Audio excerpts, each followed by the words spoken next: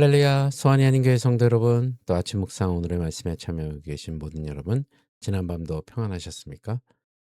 복된 수요일 아침입니다. 바쁜 일상 속에서도 잠시 주님을 바라보며 마음의 새 힘을 얻으시고 오늘도 은혜와 평안이 가득한 귀하고 복된 하루가 되시길 바랍니다. 오늘 주님께서 저희들에게 주시는 본문 말씀은 고린도전서 14장 13절에서 25절까지의 말씀입니다. 영혼을 깨우고 하나님을 보게 하는 복음의 언어라는 제목으로 여러분들과 함께 또 은혜를 나누도록 하겠습니다. 먼저 본문 고린도전서 14장 13절에서 25절까지의 말씀 우리 한 목소리를 함께 봉독한 후에 계속해서 말씀 이어가도록 하겠습니다. 고린도전서 14장 13절에서 25절 말씀. 그러므로 방언을 말하는 자는 통역하기를 기도할지니 내가 만일 방언으로 기도하면 나의 영이 기도하거니와 나의 마음은 열매를 맺지 못하리라. 그러면 어떻게 할까? 내가 영으로 기도하고 또 마음으로 기도하며 내가 영으로 찬송하고 또 마음으로 찬송하리라. 그렇지 아니하면 내가 영으로 축복할 때에 알지 못하는 처지에 있는 자가 내가 무슨 말을 하는지 알지 못하고 내 감사에 어찌 아멘하리요. 너는 감사를 잘하였으나 그러나 다른 사람은 덕 세움을 받지 못하리라. 내가 너희 모든 사람보다 방언을 더 말함으로 하나님께 감사하노라. 그러나 교회에서 내가 남을 가르치기 위하여 깨달은 마음으로 5마디 말을 하는 것이 1만마디 방언으로 말하는 것보다 나으니라. 형제들아, 지혜에는 아이가 되지 말고 악에는 어린아이가 되라. 지혜에는 장성한 사람이 되라. 율법에 기록된 바 주께서 이르시되 내가 다른 방언을 말하는 자와 다른 입술로 이 백성에게 말할지라도 그들이 여전히 듣지 아니하리라 하였으니 그러므로 방언은 믿는 자들을 위하지 아니하고 믿지 아니하는 자들을 위하는 표적이나 예언은 믿지 아니하는 자들을 위하지 않고 믿는 자들을 위함이니라. 그러므로 온 교회가 함께 모여 다 방언으로 말하면 알지 못하는 자들이나 믿지 아니하는 자들이 들어와서 너희를 미쳤다 하지 아니하겠느냐. 그러나 다 예언을 하면 믿지 아니하는 자들이나 알지 못하는 자들이 들어와서 모든 사람에게 책망을 들으며 모든 사람에게 판단을 받고 그 마음의 숨은 일들이 드러나게 되므로 엎드려 하나님께 경배하며 하나님이 참으로 너희 가운데 계신다 전파하리라. 아멘. 영적 체험이 주는 뜨거움과 황홀경은 신앙생활의 활력을 불어넣어줍니다. 그러나 신앙의 자리가 오직 주관적인 감정과 영적 체험에만 매몰되어 있다면 그 신앙은 균형을 잃어 미숙함으로 흐르기 쉽습니다. 참된 신앙은 뜨거운 영적 갈망 위에 하나님의 말씀을 바르게 깨닫는 이성적 지각이 더해질 때 비로소 견고해집니다. 오늘 본문에서 사도 바울은 고린도 교회 성도들을 향해 영과 이성의 균형 잡힌 예배가 왜 중요한지를 가르쳐줍니다. 예배는 나 혼자만의 영적 카타르시스를 즐기는 자리가 아니라 하나님의 진리가 선명하게 소통되어 성도들을 세우고 불신자들까지 주님 앞에 엎드리게 하는 거룩한 현장이어야 합니다. 본문을 통해서 하나님이 기뻐하시는 성숙한 예배의 태도를 함께 묵상해 보도록 하겠습니다. 바울은 방언의 은사를 행하는 자들에게 반드시 그것을 공동체의 유익이 되도록 통역하기를 기도하라고 권면합니다. 내가 만일 방언으로 기도하면 나의 영이 기도하거니와 나의 마음은 열매를 맺지 못하리라. 그러면 어떻게 할까? 내가 영으로 기도하고 또 마음으로 기도하며 내 영으로 찬송하고 또 마음으로 찬송하리라. 여기서 마음으로 번역된 헬라어 누스는 단순한 감정의 상태가 아니라 지각, 이해력, 이성을 뜻하는 단어입니다. 바울은 신앙생활과 예배가 지각이 마비된 상태에서 드리는 맹목적인 행위가 되어서는 안 된다고 경고합니다. 영적인 뜨거움은 반드시 진리에 대한 바른 이해와 지성적 깨달음이 함께 가야 합니다. 그러나 교회에서 내가 남을 가르치기 위하여 깨달은 마음으로 5마디 말을 하는 것이 1만마디 방언으로 말하는 것보다 나으니라. 16세기 유럽 교회는 일반 대중이 전혀 알아들을 수 없는 라틴어 성경과 라틴어 예배만을 고집했습니다.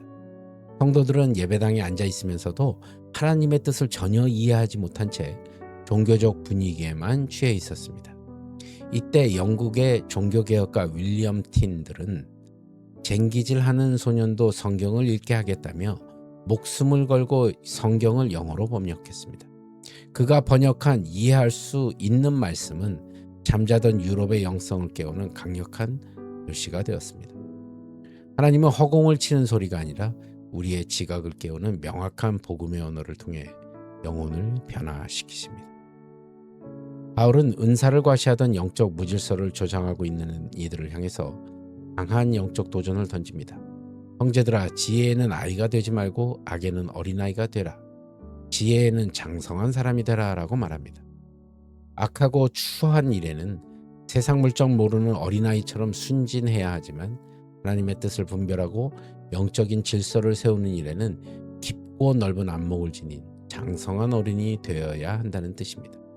단지 눈에 보이는 신비로운 은사 자체에 중독되어 내가 더 신령하다고 소리치는 것은 미숙한 어린아이의 정서입니다.